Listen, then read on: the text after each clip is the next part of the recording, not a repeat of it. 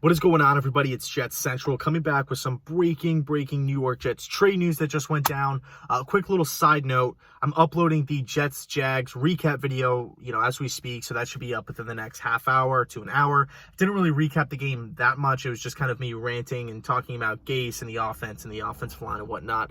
So that should be up pretty soon, but we have some breaking news. The New York Jets have just flipped defensive tackle Leonard Williams to the New York Giants in exchange for a 2020 third-round pick, a 2021 fifth-round pick.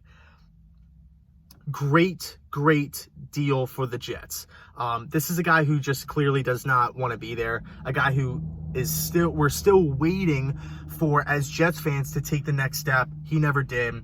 Especially this season, he was just lazy, laying on the ground. Yes, you could say he still hasn't reached his full potential, still hasn't reached his ceiling, and he's being double teamed and this and that. But look, the point is that we picked him back in 2015, 6th overall, and he was considered the number one player in the draft by many draft experts, right? The McShays of the world, the Mel Kipers of the world, the Mike Mayocks of the world. They had him over guys like Winston and Dante Fowler and Amari Cooper.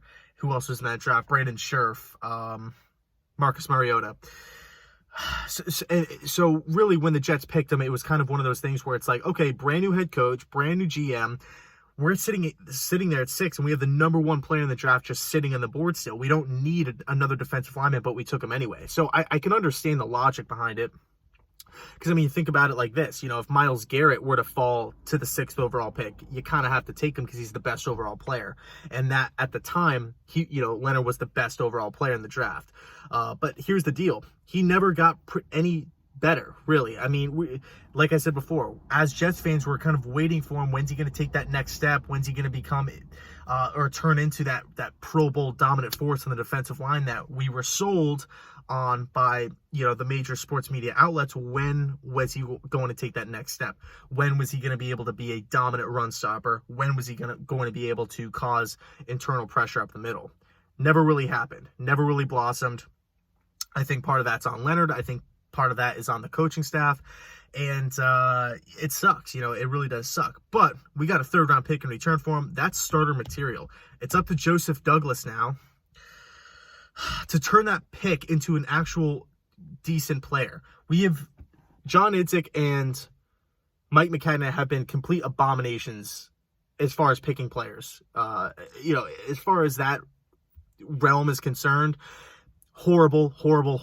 Lorenzo Malden, Jason Morrow, Devin Smith, who else?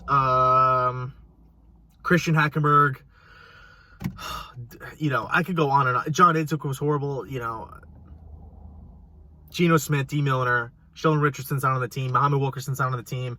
No, actually, never mind. Muhammad Wilkerson, I believe, is Tannenbaum. But the point is that we have to get better at drafting. We have to get better at drafting if we want to rebuild this team. Right now, we're a 1-6 football team, and we have great pieces at the top. Le'Veon Bell, Jamal Adams, C.J. Mosley, a couple other guys. But there's a huge drop-off. We're really top-heavy. We have no depth at all in this team. We got a third-round pick. That's starter material. It's up to Joe Douglas to turn that pick into a solid player. Let's see what happens. And we also get another 5th-round pick in return as well. Now we can get away, or we can take away I think it's $12 million off the books this season, which is always solid. That's always nice when you kind of alleviate that cap room. We don't have to worry about re-signing him long-term or anything like that. So it's all good news. The Jets will be fine. They have Phillips on the defensive line playing well. Quinnen Williams, obviously the 3rd overall pick. Now getting rid of Leonard kind of opens up a space for Quinnen to get in there and get more minutes, get more reps. So this is a great move by the Jets. Really pumped up. For the Giants, I don't really understand it unless you have plans to sign them long-term, because the Giants aren't making the playoffs this season. And it's weird, too, because that division is not so good.